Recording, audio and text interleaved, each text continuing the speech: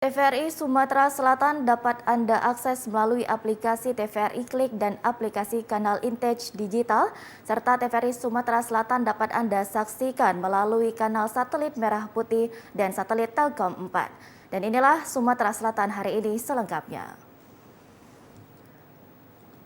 Penyesuaian harga BBM subsidi berdampak pada sepinya penumpang kapal cepat di dermaga 16 Ilir Palembang.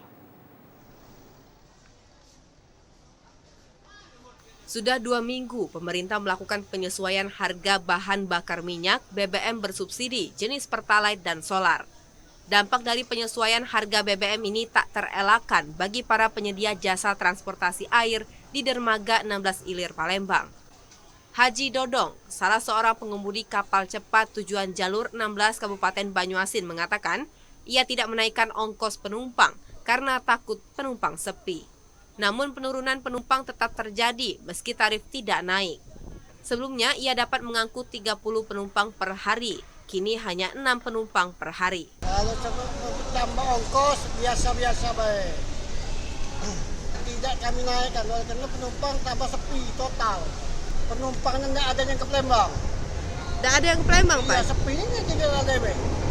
Biasanya kami itu mencapai 30.